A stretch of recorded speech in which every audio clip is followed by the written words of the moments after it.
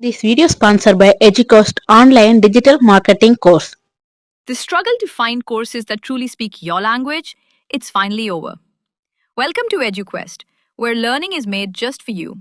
At EduQuest, we bring you a wide range of online courses, from career building programs to skill boosting masterclasses, all in your regional language.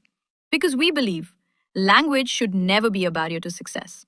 Our courses are tailor made after understanding what today's learners really need. So why wait? Start learning the smarter, simpler way only with EduQuest.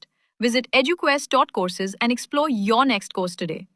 And hey, don't miss out on our exciting offers and promotions. இன்னைக்கு நம்ம road கடை சுண்டல் எப்படி செய்யறதுன்னு தான் பார்க்க போறோம். இதை கண்டிப்பா வீட்ல ட்ரை பண்ணி பாருங்க, ரொம்பவே டேஸ்டா இருக்கும். பச்சை பட்டாணி காய்ந்தது 1/4 கிலோ எடுத்து நம்ம முதல் நாள் நைட்டே ஊற வச்சுக்கலாம். இது ஒரு 6 மணி நேரம் 7 மணி நேரம் ஊறட்டும், காலைல செஞ்சுக்கலாம். தேவையான பொருட்கள் என்னன்னு பார்க்கலாம். பட்டாணி நல்லா ஊறிடுச்சு, ஒரு 7 மணி நேரம் ஊறி இதை 3 வாட்டி வாஷ் பண்ணி எடுத்து வச்சிருக்கோம். 3 பெரிய சைஸ் வெங்காயம், 2 தக்காளி, கொத்தமல்லி, 1 பச்சை மிளகாய், இஞ்சி, பூண்டு, ஒரு 7-8 பல் பூண்டு எல்லாத்தையும் நம்ம மிக்சியில் அடிச்சு எடுத்துக்கலாம். இப்போ மசாலா ஐட்டம் என்னென்னு பார்க்கலாம். மிளகாய் தூள் 1 ஸ்பூன், மல்லித்தூள் 1 spoon, 1/2 spoon garam masala, 1/4 spoon மஞ்சள் தூள். கரம் மசாலா இல்லை அப்படின்னா இதில் நம்ம ஒரு சின்ன துண்டு பட்டை, கிராம்பு, சோம்பு சேர்த்து அடிச்சு எடுத்துக்கலாம். கடலை மாவு 1 ஸ்பூன். இதை தண்ணி சேர்த்து கரைச்சி நம்ம கடைசியா சுண்டல் வெந்ததுக்கு அப்புறம் சேர்த்தோம்னா நல்லா கொழப்பா கிரேவி மாதிரி இருக்கும். அதுக்காக தான் இது ஆப்ஷனல் தான். நம்ம அதுக்கு பதில் சுண்டல் வேக வச்சதே மிக்சியில் அடிச்சு சேர்த்துக்கலாம்.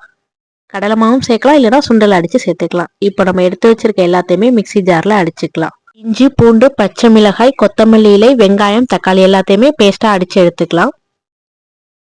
ஊர்ன பட்டாணியை குக்கர்ல வேக வச்சுக்கலாம். நான் 5 விசில் வச்சு வேக வச்சிருக்கேன். ரொம்ப குழைய விடாம 5 விசில் வச்சுக்கிறேன். இதுக்கு தேவையான அளவு உப்பு இப்பயே சேர்த்துக்கலாம். நான் 1/2 ஸ்பூன் உப்பு சேர்த்திருக்கேன். 1/4 கிலோ பட்டாணிக்கு 1/2 ஸ்பூன் உப்பு கரெக்டா இருந்துச்சு. மஞ்சள் தூள் கொஞ்சமா சேர்த்து நம்ம வேக வச்சிடலாம். இப்போ ஒரு கடாயில எண்ணெய் சேர்த்துட்டு நம்ம எடுத்து வச்சிருக்க மசாலாவை அப்படியே போட்டுட்டு கொத்தமல்லி தலையும் கொஞ்சம் போட்டு அந்த மசாலா கருக விடாம உடனே நம்ம வெங்காயம் தக்காளி அரைச்ச பேஸ்ட்டையும் இதுல சேர்த்துக்கலாம். சேர்த்து நல்லா மிக்ஸ் பண்ணிக்கலாம்.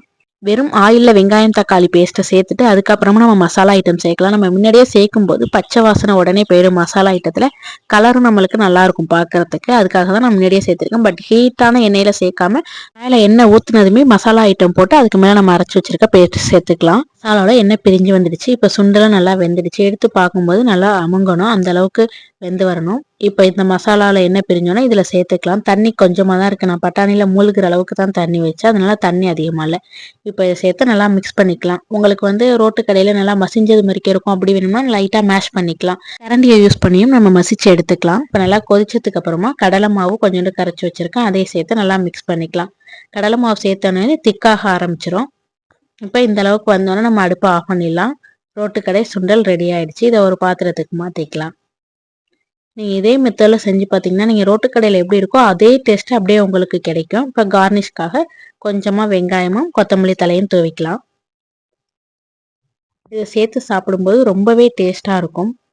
நீங்களும் வீட்டில் ட்ரை பண்ணி பாருங்கள். தேங்க்யூ.